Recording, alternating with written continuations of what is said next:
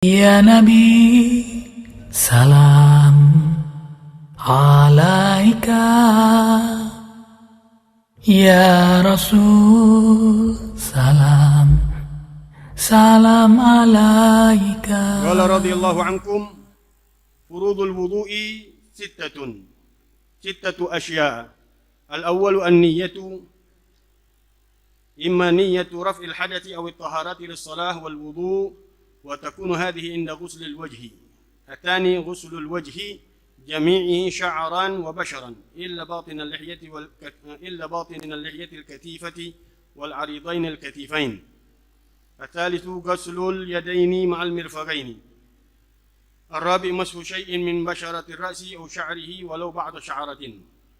الخامس غسل رجليه مع الكعبين. السادس الترتيب هكذا.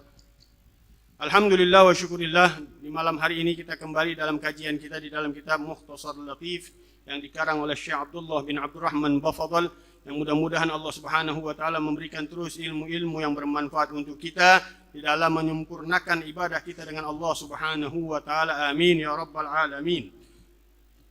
Pada minggu yang lalu telah kita terangkan dalam dalil daripada al-wudu di dalam madhab kita Imam Syafi'i, dan kita selalu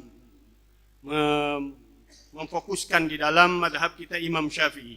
Pendapat yang kita ambil di dalam pembacaan fikih ini selalu di dalam madhab Imam Syafi'i dan aqwal ulama Syafi'ah mu'tamadah, Imam Nawawi dan Imam Rafi'i, Ibn Hajar dan Ramli. Itu yang selalu kita fokuskan di dalam pembahasan kita di dalam kitab-kitab yang kita baca di dalam kitab fikih. Yang kemarin kita katakan bahwa dalil Imam Syafi'i mengambil 6 daripada furudul wudu, dan di sini Al-Imam Abdullah bin Abdurrahman Bafadal mengambil dengan kata fard, furudul wudu. Makna farad yang kemarin sudah dikatakan terjemahannya adalah an-nasibul lazim, bagian yang pasti, yang wajib kalau kita bilang. Kemarin juga kita sudah katakan dari persamaan dari kata furud. Ada arkan, ada wajibat, ada maktub, ada mutahattim, ada majzumun bih. Ada 5 dari persamaan kata furud. Kemudian dalil yang diambil oleh Imam Syafi'i bahwa al-wudu ini dijadikan 6 rukunnya. Sebagian ulama Syafi'i mengatakan dari Al-Quran semuanya. Yang kemarin saya katakan dari ayat Allah Subhanahu wa taala, wa idza qamu ila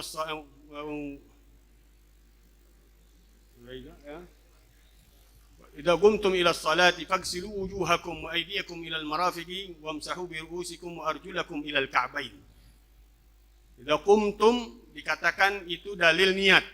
Apabila kalian, maknanya qumtum yakni ditafsirannya idza tuqimuna, idza aradtumul qiyamah, apabila kalian ingin untuk mendirikan. Ingin mendirikan berarti di situ di dalamnya makna niat. Kemudian faghsilu wujuhakum, maka basuhlah wajah kalian. Wamsahu bi ru'usikum. Faghsilu wujuhakum wa aydiyakum ilal marafiq. Kemudian basuh kedua tangan kalian sampai kedua lutut, siku kalian. Wamsahu bi ru'usikum, dan sapulah dengan kepala kalian. Wa arjulakum ilal ka'bain, dan basuhlah kedua kaki kalian sampai mata kaki kalian. Dari situ ada 6 daripada rukun wudu. Sebagian ulama Syafi'i mengatakan tidak, dibagi rukun wudu dari 2 dalil Quran dan dalil sunnahnya Nabi sallallahu alaihi wasallam.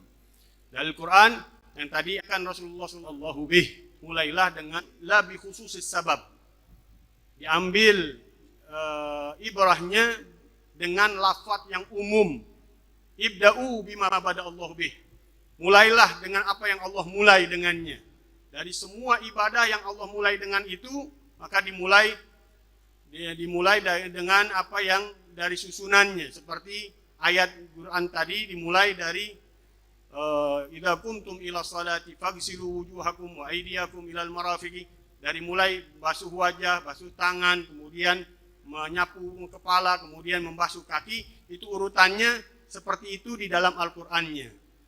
Lafadznya seperti itu secara umum, diikutin la bi khususis sabab, bukan karena pengkhususan sabab. Walaupun sabab daripada wurudul hadis tersebut ketika ditanyakan Rasulullah SAW tentang mulainya sa'i, tapi dikiaskan seluruhnya di dalam amal ibadah kita, termasuk di dalam masalah wudu ini. Kemudian kemarin kita juga telah ketahui bahwa hikmah diambil 4 anggota tubuh di dalam berwudu. Dikatakan oleh Habib Salim Asy-Syatiri, ketika Allah Subhanahu wa taala melarang Sayyidina Adam untuk mendekati pohon khuldi, Nabi Adam alaihissalam dan Siti Hawa memandang pohon tersebut. Aqbala biwajhihi. Pertama, dia berbuat dosa karena dia pandang. Allah perintahkan wala taqrabu hadhihi syajarah, jangan kau dekati. Tapi dipandang oleh Sayyidina Adam alaihissalam dan Sayyidatuna Hawa, maka Allah ditaruh pun diperintahkan untuk disapu. Beliau mengatakan, kenapa kita diwajibkan untuk membasuh. Jadi wudu ini bukan khususiyah umat Nabi SAW, tapi khususiyah umatnya Nabi SAW fi italatil ghurrah wa italatil tahjil. Di dalam masalah memanjangkan batas wudunya, dari mukanya dilebihkan sampai hampir bagian seperempat kepalanya diambil, kemudian sebagian daripada lehernya diambil, itu namanya ghurrah. Ketika Nabi SAW berjalan dengan Sayyidina Jabir bertanya kepada Rasulullah SAW, ya Rasulullah, kaifa ta'rif ummatak? Bagaimana engkau mengenal umatmu, hai Rasulullah, yaumal qiyamah, di hari kiamat nanti? Kemudian Rasulullah SAW mengatakan kepada Sayyidina Jabir, ara'aita idza kana bainaka khailun dahma wa bainaka khailun fiha ghurrah. Wahai Jabir, apakah engkau lihat kalau di sekelilingmu ada kuda yang kalau kita bilang hitam semuanya atau coklat semuanya, dan sebagian lagi ada kuda yang di kepalanya, di jidatnya, di mukanya itu ada putihnya. Apakah engkau bisa mengenali ia? Kata Jabir, iya, begitulah. Wa kadzalika ummati yub'atsu yaumal qiyamati ghurran muhajjalina min atharil wudu. Begitulah umatku nanti dibangkitkan di hari kiamat dalam keadaan ada cahaya di wajah dan kedua tangan dan kakinya dari bekas air wudunya. Dalam hadis yang Rasulullah SAW dikatakan, yub'atsu ummati ghurran muhajjalin min atharil wudu, man arada minkum an yutila ghurratahu falyaf'al. Rasulullah SAW mengatakan, dia bangkitkan umatku nanti di hari kiamat dalam keadaan bercahaya-cahaya, dia punya wajah dan kedua tangan dan kakinya, maka siapa orang yang ingin memanjangkan cahayanya tersebut di wajahnya, maka hendaklah dia lakukan itu. Maka disunnahkan kita untuk memanjangkan daripada basuhan wajah. Itu dari dalil kenapa kita daripada dan hikmah daripada empat bagian anggota tubuh kita yang dikenakan air wudhu, diwajibkan untuk kita basuh. Dari semenjak Nabi Adam sampai hari kiamat, wajib semua keturunan Nabi Adam untuk membasuhnya dari kesalahan Nabi Adam alaihissalam. Dan itu wudhu bukan syariatnya Nabi Muhammad, tapi syariat dari zaman Nabi Adam sampai hari kiamat. Dan khususiyahnya untuk kita umat Nabi SAW di dalam memanjangkan basuhan wajah dan basuhan kedua tangan dan kaki. Kita baca sekarang di dalam pembahasan yang kita akan baca adalah furudul wudu. Al-wudu di dalam bahasa al-husn wal jamal, atau diambil dari kata al-wada'ah, an-nadarah di izalatihi dhulmatil dhunub. Diambil dari kata wada'a, tawadda'a, kemudian masdarnya wudu'an. Asal katanya wada'a. Yang berarti di dalam bahasa Indonesia al-husn wal jamal, indah, bagus dan indah. Atau di dalam artian yang lain dikatakan an-nadarah, bersinar-sinar, li izalatihi dhulmatid dhunub, karena hilangnya dengan wudu tersebut gelapnya dosa. Nah, dikatakan oleh Imam Habib Salim Asy-Syatiri juga, beliau mengatakan al-wudu ini mukaffirat, menghapus dosa-dosa walaupun dosa-dosa kecil. Yang dihapus adalah dosa-dosa kecil, tidak dosa-dosa besar. Al-wudu ilal wudu mukaffiratun ma bainahuma. Dikatakan wudu ketemu wudu menyapu membersihkan daripada dosa-dosa. walaupun dosa kecil. Karena dosa-dosa besar yang tamat dihapusnya dengan taubatan nasuha. Tidak dihapus dengan perkara-perkara yang dijadikan mukaffirat oleh Rasulullah Shallallahu Alaihi Wasallam. Di sini dikatakan di dalam berwudu ada 3 kelompok, kata Habib Salim. 3 kelompok. Yang pertama ahlul kamal, yang melakukan wudu secara sempurna. Siapa mereka? Man tawadda'a bil wajibat wa amila bisunanil wudu jami'aha.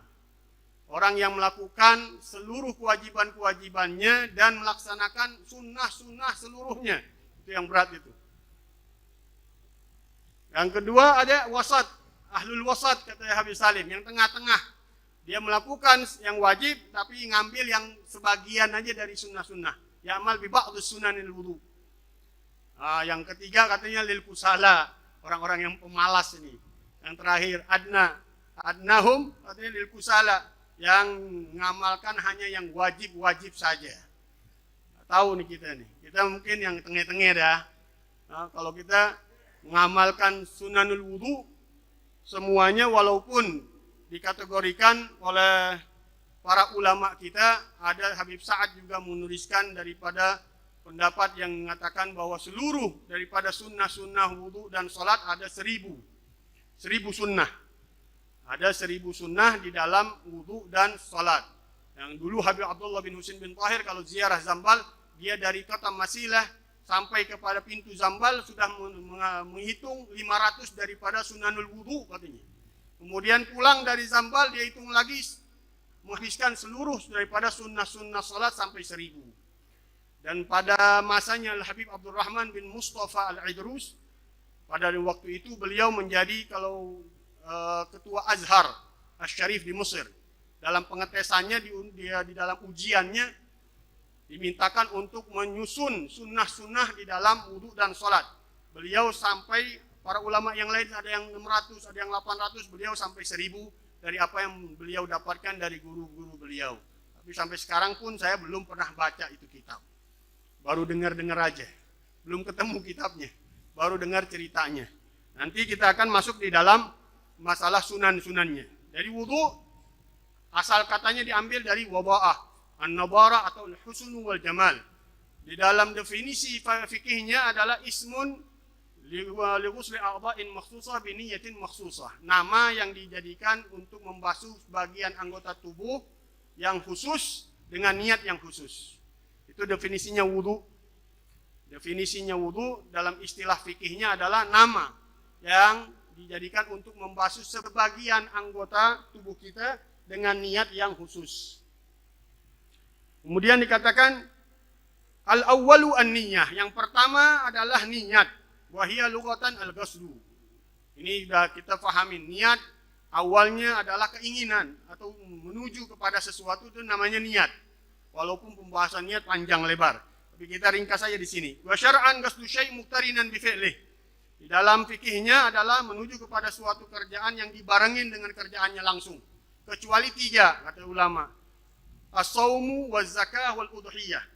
Puasa, zakat dan korban. Itu mirip dengan madhab yang lain yaitu azman. Kalau di dalam kita dinamakan azam.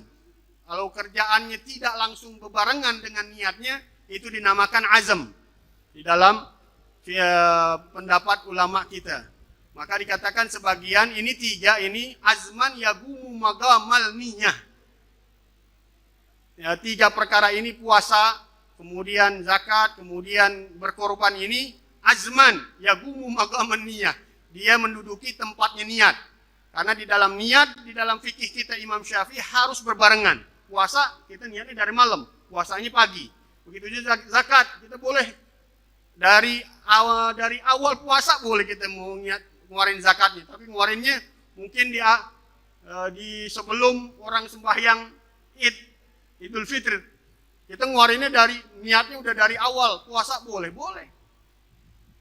Enggak berbarengan dengan niat, enggak berbarengan dengan pekerjaannya.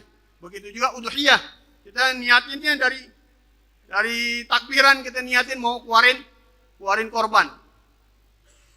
Ngerjainnya mesti setelah sembahyang Idul Adha. Kalau sebelum Idul Adha, sebelum sembahyang, bukan kurban namanya sedekah. Maka 3 perkara ini dinamakan azman, baru punya tekad untuk melaksanakan. Tapi azam ini karena diperbolehkan oleh ulama, ditempatkan tempatnya niat, posisinya sebagai niat. Itu sebagian ulama kita Syafi'iyah mentakwilkan seperti itu. Kemudian niat di dalam berwudu. Niat dalam berwudu ada 3. Ada niat taharah lissalah, atau niat raf'al hadath, atau niatul wudu. 3-tiganya ini boleh. Tapi yang paling afdal kata ulama, niat nawaitu taharata fardhis salah. Aku niat bersuci untuk salat fardu, atau niat lissalah aja boleh. Nawaitu taharata lissalah. Ketika kita membasuhnya awal di muka, niat ada 7 masalah di dalam niat. Katanya haqiqatun hukmun mahallun wa zaman kaifiyatun syartun wa maksudun hasan. Ada 7 perkara di dalam niat. Yang pertama hakikat niat. Hakikat niat adalah qasdu syai' muqtarinan bi fi'lih. Menuju kepada sesuatu dengan dibarengin dengan kerjaannya. Itu hakikatnya niat di dalam fikih Syafi'iyah. Kemudian hukumnya wajib. Hukumnya wajib. Niat dalam amal-amalan yang wajib, hukumnya wajib. Mahalluha hukmun mahalluhal qalb. Wa talaffuz biha sunnah. Tempatnya niat adalah dalam hati kita. Mengucapkan niat itu sunnah untuk membantu agar fokus hati kita dengan apa yang kita ucapkan. Jadi nggak kemana-mana. Karena di dalam berwudu ada, kata Rasulullah SAW, ada syaitan yang namanya khanzab. Dia kerjaannya bikin orang teledor di dalam berwudunya. Kalau di dalam sholat yang namanya walhan, kata Nabi SAW. Kalau kita sedang berwudu, kita minta perlindungan dari Allah Subhanahu wa taala daripada syaitan yang namanya khanzab. Kemudian mahalluha al-qalb. Kemudian zamanuha awal waktu ibadah, di awal waktu ibadah. Kaifiyatuha takhtalif bi ikhtilafi fi'liha. Caranya berbeda-beda dengan kerjaannya. Kalau kerjaannya sholat ya caranya cara sholat. Kalau puasa cara puasa. Kalau haji ya haji. Kalau zakat ya zakat. Syartuha, syaratnya juga ada 7 lagi. Islamun nawi, harus Islam. Orangnya harus muslim. Niat apapun kalau dilakukan sama orang kafir nggak dianggap sama kita. Karena nggak ada pahalanya dilakukan oleh orang kafir. Semua ibadah, semua apapun kebaikan dilakukan oleh orang kafir nggak ada nilainya di dalam Islam, di dalam agama kita. Karena dia nggak muslim. Kemudian Islamun nawi wa tamyizuhu, sudah mumayyiz. Orangnya sudah bisa membedakan yang baik yang buruk dan makna tamyiz yang pernah kita ketahui. Paling tidak kategori Imam Ghazali dan para ulama Mesir 7 tahun di atas. Walaupun sebelumnya sudah bisa membedakan. Kalau ulama kita udah bisa membedakan yang kanan, yang kiri, bisa mandi sendiri, buang air sendiri, tinja sendiri, berwudu sendiri. Itu dia dinamakan mumayyiz. Sudah bisa membedakan antara yang baik dan yang salah, yang bisa makan sendiri, berwudu sendiri, istinja sendiri, mandi sendiri. Itu dikategorikan di dalam fikih kita orang yang mumayyiz. Tapi paling sederhananya umur aja. Diambil dari umur, kata Rasulullah SAW, muru auladakum bisab'in. Muru auladakum sholat untuk umur 7 tahun. Dia wudu lagi. Kalau dia nggak berubah niatnya dengan tajdidul wudu, dia merubah, memperbaharui wudu, nggak sah wudunya. Karena wudu di atas wudu. Karena dia belum batal, maka harus dipastikan. Maka kata ulama gampangnya udah sentuh aja kemaluan. Kalau ente ragu-ragu masih ada wudu apa kagak, sentuh kemaluan ente biar pasti udah keluar daripada wudu ente. Ente punya hadas lagi berarti. Itu daripada tahaqqul muqtadi'in banal hal. Kemudian ada mutta'liq wa qat'iha wa taraddud fi qat'iha. Enggak boleh mentaklik wudu kita dengan sesuatu. Kalau dia pun datang, ana wudu. Kalau dia nggak datang, ana nggak wudu. Nggak sah wudunya. Wa ada mutaraddud, dan nggak boleh ragu-ragu. Wudu jangan. Batalin jangan. Batal. Ada niyyah fi qat'iha, nggak boleh niat membatalkan wudu. tahan batalin aja, batal udah.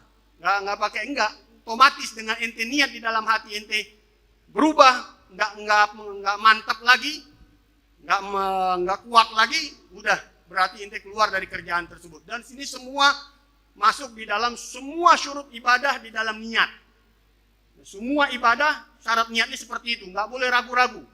Karena tadi kembali bahwa niat itu harus kerjaannya pasti. Ketika ada keraguan, ada niat untuk membatalkan, maka hukumnya batal dia itu punya ibadah. Makanya hati-hati di dalam beribadah, Allah tidak menerima yang ragu-ragu. Jangan beribadah dengan Allah Subhanahu wa taala kita belum mantap di dalam melaksanakannya.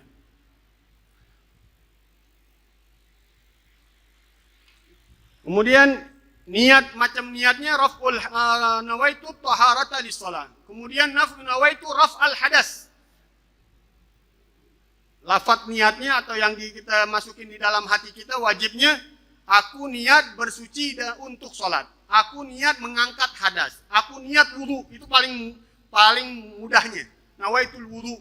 Walaupun sebagian ulama mewajibkan kalau niat wudu saja harus. Kalau niatnya sembahyang wajib maka harus dia memasukkan kata fard. Nawaitu fardhal wudu. Nawaitu fardhas salah. Kalau dalam bab salat, nawaitu taharata fardhis salah. Aku niat bersuci untuk salat yang wajib. Aku niat wudu yang wajib untuk salat yang wajib. Nawaitu fardhal wudu. Ini kalau tiga ini aja dilakukan udah dinamakan dia punya wudu. Nawaitu taharata lis-shalah atau itu nawaitu raf'al hadas. Boleh ditambahin asghar enggak? Afdalnya kata ulama ditambahin asghar untuk membedakan antara yang besar dan yang kecil hadasnya. Nawaitu raf'al hadasil asghar. Tapi kalau nggak dibaca sudah masuk karena hadas masuk di dalamnya hadas kecil dan hadas besar. Kemudian nawaitul wudu tadi ulama harus kalau kerjaannya adalah sholat wajib maka harus ditambahkan dengan nawaitu fardhal wudu atau nawaitu ada al wudu. Aku niat untuk melaksanakan wudu yang langsung yang tunai, maksudnya pekerjaan yang langsung dikerjakan yaitu kewajibannya, sholat yang wajibnya. Wa takunu hadhihi inda ghuslil wajhi. Nah di sini niat itu dilakukan ketika membasuh wajah. Membasuh wajah ini maksudnya bagian pertama kali air yang tersentuh dengan wajah itu sudah bisa lakukan niatnya. Dari manapun boleh kata ulama, tapi afdalnya dari atas. Dari atas bagian kepala, kemudian dari bagian atas di wajah, kemudian terus turun ke bawah. Kita niatnya. Nawaitu taharata lis-shalah, nawaitu wudu lillahi ta'ala, nawaitu fardhal wudu lillahi ta'ala. Ketika air itu nyentuh muka kita, itu yang pertama kali udah boleh masuk di situ di dalam berniat untuk berwudu. Jadi bukan harus seluruhnya istihbarun niyah sunnah. Menghadirkan niat untuk seluruh di dalam kerjaan wudu sunnah. Tapi yang wajibnya di awal pembasuhan wudu yaitu wajah kita. Yang kedua ghuslul wajhi jami'ihi sya'ran wa basharan. Yang kedua membasuh wajah. Wajah seluruh apa yang ada di dalam wajah sya'ran wa basharan. Rambutnya dan kulitnya. Maksudnya apa? Rambut wajah seluruhnya, ada 20 kata ulama. Sudah pernah kita katakan. Al-ghamam, yang di kening. Al-khaddan, kemudian al-hajiban, al-ahdab. Berapa udah? 1, 2, 3, 4, 5, 6, 7, 8, 9. Sibalan, syarib, anfagah. Kemudian nafakatan, anfagah, lihyah, aridan, idharan. Itu 20. 20 dari rambut-rambut yang ada di wajah kita harus kena air wudu. Kecuali aridan dan lihyah. Kedua jambang kita, kalau kita bilang ini jambang dan lihyah. Lihyah rambut yang ada di bawah dakan sebenarnya. Rambut yang ada di bawah, kalau kita bilang dagu doang. Ijtima lihyain. Ijtima azmul lihyain, pertemuan dua tulang cambang kalau kita bilang. Jadi dagunya doang, dagu dan sebagian dikit dari bagian leher itu namanya lihyah. Nah ini yang cambang dan lihya ini kalau dia tebal maka tidak wajib sampai kepada kulitnya. Tapi kalau dia tipis maka wajib kulit-kulitnya juga kena. Kayak saya ini masih dikategorikan tipis karena kelihatan kulitnya. Di majlisit takhatub, jarak orang berbincang dengan kita masih kelihatan kulitnya. Itu dikategorikan tipis. Yang katifa allati la tura basyaratuha inda majlisit takhatub. Yang tebal itu dikategorikan yang tidak terlihat apabila orang ngajak bicara kita. Jaraknya yang saya bilang kurang lebih 1,5 meter, 3 dirok. 3 dirok kalau dirok standarnya 45 cm ya 130 cm sebenarnya.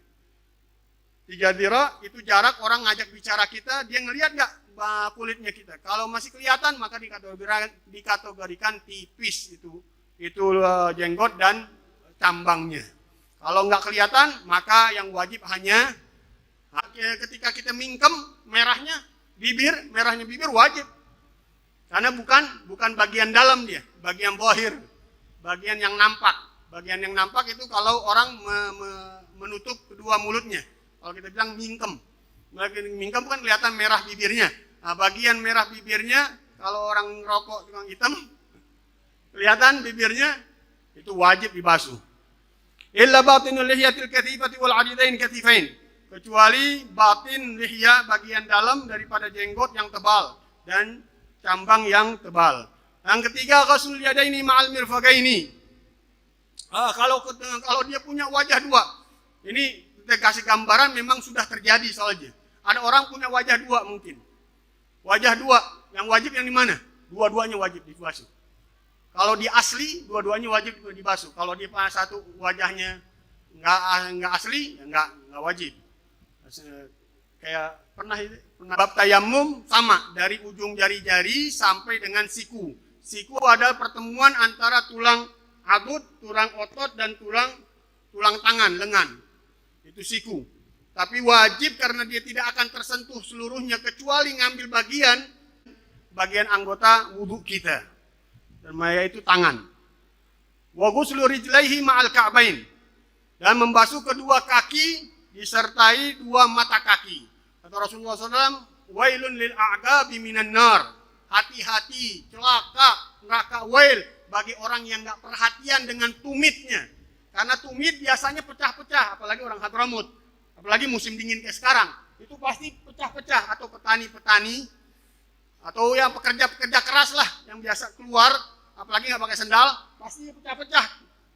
Dia punya tumitnya. Itu kalau orang yang wudunya asal-asalan, begini doang, bagian yang pecah-pecah itu nggak kena.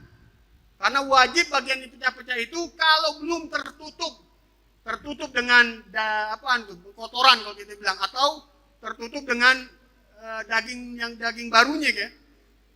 Kalau banyak kotorannya tertutup dengan kotorannya. Kalau kotorannya nggak bisa, wajibnya harus dibersihkan kotorannya. Tapi kata ulama kalau kotorannya udah mati nggak bisa dibersihkan, dimaafkan. Tapi wajib bagian-bagian yang pecah-pecah itu sampai ke airnya. Makanya Rasulullah SAW mewanti-wanti kita, wailun lil a'qabi minan nar. Celaka orang-orang yang nggak perhatian kepada bagian tumitnya dengan api neraka Allah Subhanahu wa taala waliyadzubillah. Jadi jangan sembarangan cuci kaki asal digoyang-goyang doang. Kecuali ente nyelemin ke kaki, ente masukin ke dalam kulem. Kalau kulemnya 2 kula. Ghuslu rijlaihi ma'al ka'baini, membasuh kedua kaki beserta kedua telapak kakinya. Yang afdalnya ada takhlil. Takhlilnya dengan jari kelingking kiri. Jadi setelah kita basuh sama itu dengan tangan, dari ujung jari-jari. Dari basuhnya kita siramnya dari ujung jari-jari naikin ke atas sampai di atas mata kaki. Itu wajibnya, di atas mata kaki sedikit. Kalau afdalnya sampai lutut nggak apa-apa. Lebihin sampai atas betis nggak apa-apa. Wah, lebih afdal tahjil itu alat tahjil, memanjangkan daripada tahjil bagian kakinya dipanjangin. Boleh, sunnah. Dan itu dilakukan oleh Abu Hurairah. Kalau Abu Hurairah kalau dia basuh kakinya sampai ke pahanya dibasuh. Kata beliau, kalau aku nggak malu dengan orang-orang, aku akan basuh sampai pinggangku. Di mana aku mendengar Rasulullah SAW mengatakan nanti di hari kiamat orang kelihatan cahayanya dari bekas air wudhunya yang dipanjangin. Kata beliau, kalau aku nggak malu dengan orang-orang yang melihatku, aku akan basuh sampai punggungku, katanya, sampai pinggangnya. Jadi mau panjangin lebih afdal, tapi paling tidak sampai betis dah. Kalau kita mau buka-buka aurat kan nggak mungkin, apalagi kita wudhunya bareng-bareng. Jadi sampai betis saja kita naikinnya dari ujung jari-jari. Nah, takhlilnya sunnah mentakhlil itu menggosok bagian dari bawah kelingking kaki kanan, terus begitu juga kaki kiri yang ribet dari pakai kelingking tangan kiri jil kiblat. Kata Nabi SAW, sebaik-baik duduk tempat duduk yang menghadap kiblat, dan sunnah untuk berwudu menghadap kiblat. Kemudian yang terakhir as-sadis at-tertib. Yang terakhir tertib hakada, beraturan seperti yang dikatakan tadi, dari wajah, kemudian tangan, kemudian kepala, kemudian kita punya kaki. Itu urutannya nggak boleh dirubah-rubah. Ini insya Allah nanti akan masuk ke dalam sunnah-sunnahnya wudu, dan nanti di akhir pembahasan kita akan praktekkan. Kalau sekarang terlalu awal gitu untuk mempraktikannya, karena pembahasannya cuma 3 aja pembahasan. Di dalam masalah wudu hanya bahas furudul wudu, sunanul wudu, dan mubtilatul wudu. Di dalam kitab ini sangat ringkas. Jadi nanti setelah selesai semuanya bab wudu, baru kita akan coba mempraktekannya secara komprehensif, sempurna. Secara sempurna kita praktekin sekedarnya aja di sini. Jadi ada gambaran benar. Kalau nggak bisa juga, nggak ada waktu juga, saya minta semuanya buka YouTube bagaimana cara Habib Umar berwudu ketika diminta oleh orang-orang Afrika. Minta bagaimana cara berwudu sempurna yang dilakukan oleh Rasulullah SAW. Habib Umar bin Hafid dimasukkan ke dalam YouTube. Beliau sedang berwudu dengan sempurna dari awal sunnah dipraktekkan sampai akhir berwudu. Allah Subhanahu wa Ta'ala alam. Nanti insya Allah kita juga akan mencoba untuk mempraktekkan, kalau memang mempraktekkan nggak pakai air, basah kalau pakai air. Praktekannya sekedar aja supaya ada gambarannya lebih masuk lagi di dalam masalah yang kita pelajari. Mudah-mudahan Allah Subhanahu wa Ta'ala memberikan hidayah untuk kita, diberikan ilmu-ilmu yang bermanfaat, masuk dalam Rabiul Awal, hati kita dibersihkan oleh Allah Subhanahu wa Ta'ala, badan kita dibersihkan oleh Allah Subhanahu wa Ta'ala, dari semua dosa dan aib kita diangkat oleh Allah Subhanahu wa Ta'ala. Amin ya rabbal alamin.